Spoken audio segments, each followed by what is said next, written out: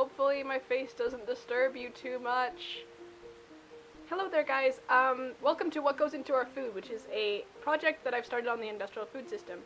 Now, something I forgot to mention in my other video about meat is that not all farms are like this. There are some really great dairy farms out there and really great cattle farms and pork farms and like chicken farms, but it just sucks because a lot of them aren't like that and they are extremely cruel. And yeah, so just to let you know, let me just start off by saying that all dairy cows are female because females are like the only animals that produce milk.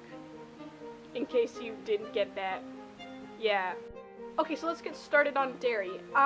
Dairy cattle are generally kept in barns that have concrete floors, and they're either kept in stalls or crowded in with other cattle. And in these barns, they never really go outside, and they never know what grass is. They never eat, most of them never eat grass, they usually eat corn.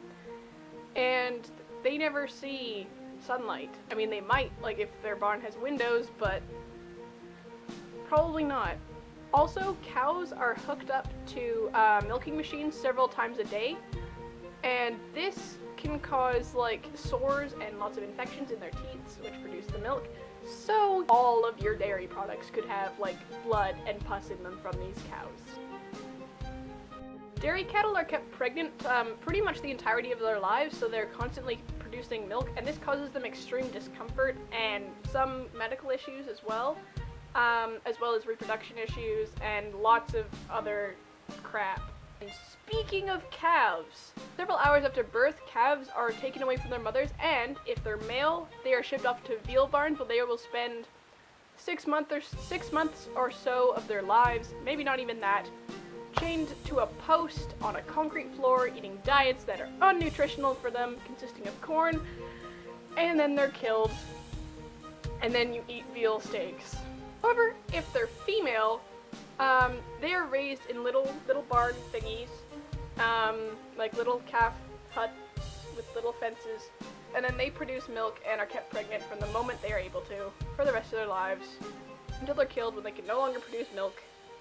Now, many dairy cattle are treated with the growth hormone RBST, which causes them to produce several times more milk than they naturally do. Now, this doesn't really have much of an effect on the actual milk that they're producing, but it does have severe health negativity for the cow, and it can like totally make them so uncomfortable, and they're just not in a good space. Now, some more about veal cattle, or veal calves, I guess I should say, is that because their diets are non-nutritional, when they are being auctioned off, they cannot stand.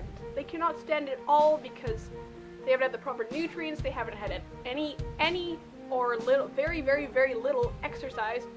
So when they get into the auctioning arena, they like fall. They fall down, their legs are like spread out, and they're like flapping around, I kid you not, trying to stand up.